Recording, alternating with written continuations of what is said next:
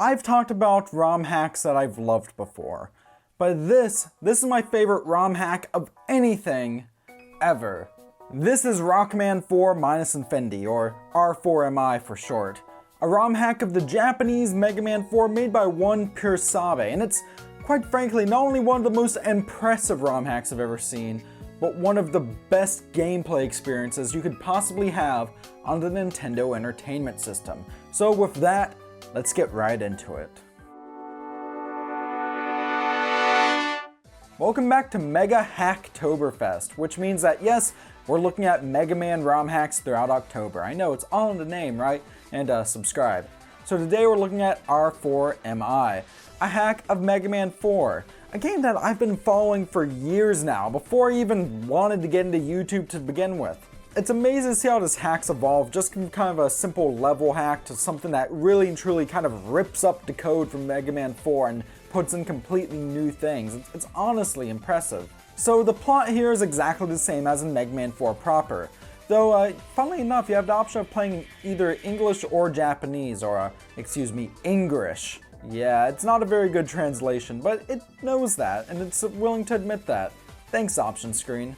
So instead of Dr. Wily being the bad guy this time, you have Dr. Cossack, who in reality isn't actually completely evil, and instead has had his daughter Kalinka kidnapped by Dr. Wily, and then has been blackmailed to do the Mad Doctor's bidding. From there, we have to go up against a variety of robot masters, and this is where you can see they're really starting to grasp the ideas a little bit more.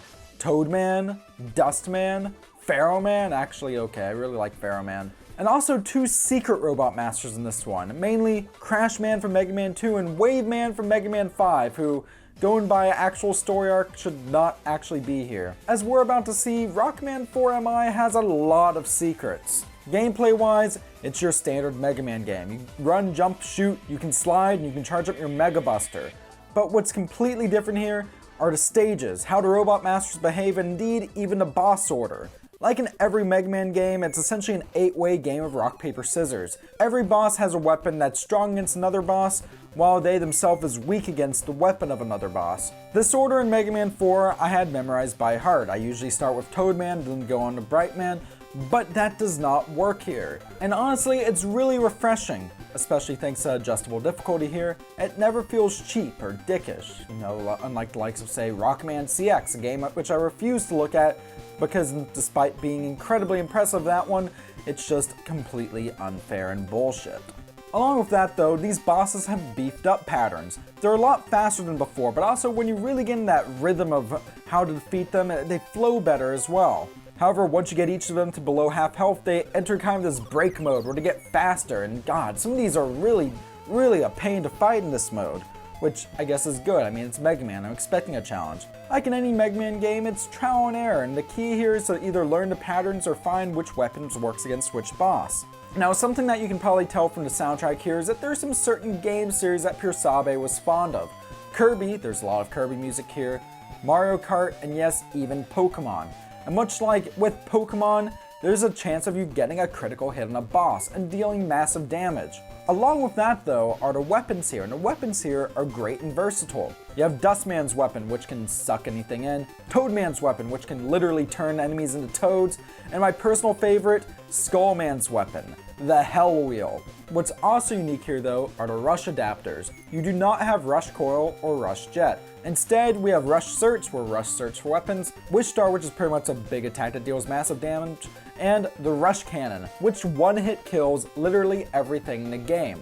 Now, that might seem a bit broken, but the funny thing is that if you try to use the Rush Cannon adapter against a boss, they will adapt their pattern to try to avoid it. Granted, there is a bit of an achievement system in here, and it's so satisfying if you do manage to trick a boss and manage to hit them with the Rush Cannon.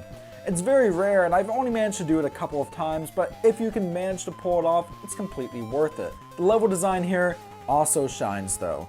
These levels are varied and very gimmicky, but the gimmicks are all enjoyable. For example, in Ringman stage, you're constantly followed by these lasers like in Quickman stage. However, mercifully enough, they are not one-hit kill like in Quickman stage, though they still deal damage, so you want to avoid them.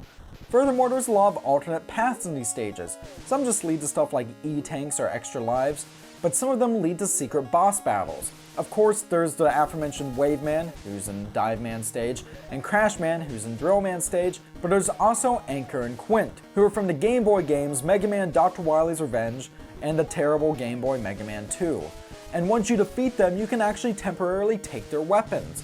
There's actually several points where this happens in the game and other areas as well, mainly in Dr. Cossack's castle, and also at the various points when Rush Jet comes in, the game becomes a shoot 'em up. So you defeat all 8 Robot Masters, and hopefully you didn't have to use too many save states. I believe in you. The game is completely beatable without save states, even if it is definitely a little harder than your average Mega Man fare. And you get to Dr. Cossack's castle. And honestly, that's when the game really seems to have more storytelling come in. I noticed the occasional cutscene pop up, and I noticed the true amount of flow here. You actually come in a train to Dr. Cossack's castle, and then you get on a Rush Jet and you fight the Bullet Hell Butterfly, that's what I'm going to call it. From there you actually drop down, and next level begins with you actually dropping down. My favorite part of the Fortress stages though is Dr. Cossack Stage 4, where you actually have to fight 4 gatekeepers in order to get to the Doctor himself. These gatekeepers are mostly just throwbacks to the Game Boy Mega Man games, so that's not to discount the other bosses in Cossack's castle as well. Mainly these, which are throwbacks to the Mega Man X games, and also for some reason feature a music remix from one of the legendary Starfy games. So finally you beat Dr. Cossack and his claw machine of death, and oh no, it was Dr. Wily. Who expected it? The Wily stages are a little faster and more frantic than the Cossack stages, and that's where I do notice one issue here. This game loves to throw a lot of enemies on screen at once, and while most of the time, especially if you know how to use your weapons, it never gets overwhelming, you do get a lot of screen flicker, and that can be distracting. So finally you get to this boss, which steals 4 of your weapons and copies you, and you have to defeat him, but once you do, you don't get your weapons back. Instead, you get to the boss rush stage, but it's not a boss rush like the end of most Mega Man games. No, it's a labyrinth where you have to seek out each of the different Robot Masters you fought, and take back the weapons you had stolen from you, and kick all 8 of their collective asses again before fighting Dr. Wily. Admittedly, this seems really cool on paper, especially since the game becomes more open and Metroidvania at this section. However, it's late in the game and I'd really rather it started you off with having a map feature instead of making you having to find and unlock that map feature during this stage. That kind of overstays its welcome. And by overstays its welcome, I mean like the Great Maze and the Subspace Emissary. And for those of you who haven't played Super Smash Bros. Brawl and don't know what I'm talking about because, oh boy, referential humor, that's bad. I'm thankful this game has a built-in save system because I needed a break after this. So finally you get through that maze that takes way too long to defeat all 8 Robot Masters again, Dr. Wily, and oh no, there's another stage deep within the catacombs of Wily Fortress, and you have to fight Wily himself again, and there's a Mega Man 2 throwback. Okay. So anyways, you finally beat them, and it's the end. You've won, right? No, because the fortress is gonna explode, and for some reason Mega Man can't teleport out. But thankfully we have the trusty Hell Wheel. I love that thing, and clearly Pure Sabe did as well. Because the final level of the game is you using the Hell Wheel to escape Wily's fortress as it's crumbling. And then to the tune of some great Kirby music, you escape and you've defeated Dr. Wily once and for all, or at least until Mega Man 5. We've done it. This is so much more satisfying than the actual ending of Mega Man 4, which was that. This is Mega Man 4 for super players, but not quite as BS like Mario 2 Japan. It's fast, it's frantic, it's fun, it does new stuff, it does stuff that you'd never expect from an NES game. It has Kirby music, it has Mega Man music. It has Mega Man X bosses. It has a Yellow Devil-esque thing that actually is really fun to fight. It's brilliant. This is brilliant. This is one of the best ROM hacks I've ever played. This is my favorite ROM hack I've ever played. Rockman 4 Minus Infinity is incredible. It's worth your time. It's a ROM hack. It's free to play. I won't tell you where to download it. I'm not sure I can legally say that. If it was on Emu Paradise though, I can assure you it's not there anymore.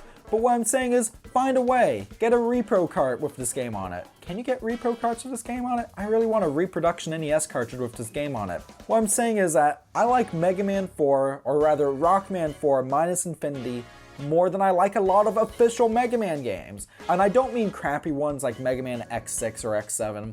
I mean good Mega Man games. This game ranks up there with the official Mega Man games. And it's brilliant, it's impressive. I mean, for Pete's sake, it has an auto-scrolling level that I actually enjoy. This is a good game. This is a great game. And you owe it yourself to play R4 am I. But you know what, I was gushing about this game for a bit. Man, I haven't done that since my Sonic Mania Plus review, but it felt good to do that. So, what Mega Man hacks do you wish I would have looked at? What weird games do you want me to look at in future videos? Let me know down in the comment section below. And while you're at it, why don't you check out our previous video from Hacktoberfest, where I looked at Mega Man X Generation, a ROM hack of Mega Man X for the Super Nintendo. And also subscribe to Stuff We Play for more great content like this, of course. And also, if you feel so inclined, why not back us on Patreon, because every dollar earned from Patreon does go back into the channel itself. So with that, thank you very much for watching. Stay classy, and I'll see you next time.